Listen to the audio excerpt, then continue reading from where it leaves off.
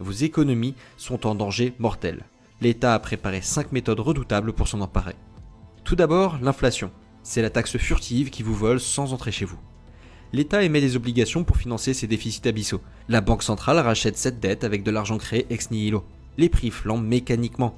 Vos économies fondent pendant que l'État rembourse sa dette avec de la monnaie dévaluée. Cette mécanique diabolique transforme votre travail en fumée. Mais quand l'inflation ne suffit plus, l'État passe au plan B.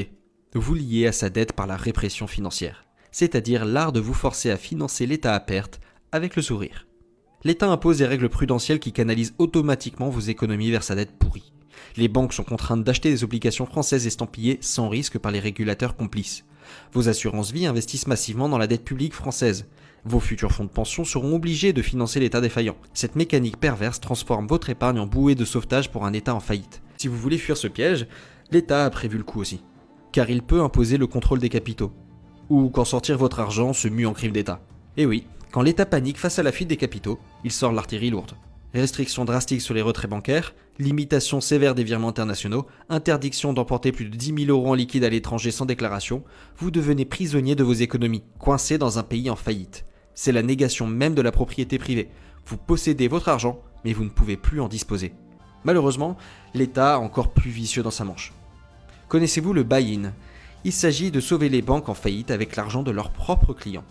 Le cynisme absolu. Quand une banque fait faillite, au lieu de la sauver avec l'argent public, on siphonne vos dépôts pour la recapitaliser.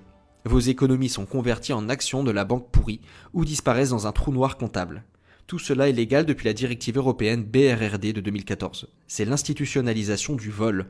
On vous force à sauver ceux qui ont causé la crise avec votre propre argent. Voici le pire pour la fin. La taxe sur les économies. La punition ultime de ceux qui ont la sagesse d'économiser au lieu de tout claquer. Quand l'État en faillite a épuisé toutes les autres méthodes, il sort les grands moyens. Taxe Zuckman à 0,5% du patrimoine net pour commencer. Mais qui s'arrêtera là ? Contribution exceptionnelle sur les économies excessives. Mais qui définit l'excès ? Prélèvement forfaitaire qui grimpe de 30 à 40%, puis 50%. Mais pourquoi s'arrêter là ?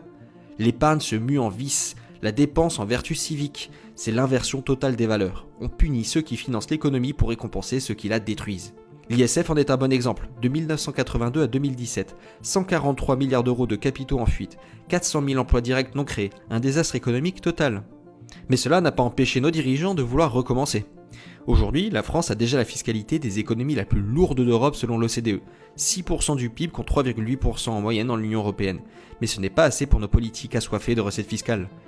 Les nouvelles propositions pleuvent, taxe Zuckman sur les ultra-riches, contribution exceptionnelle sur l'épargne excessive, renforcement de l'IFI, hausse des droits de succession. L'objectif est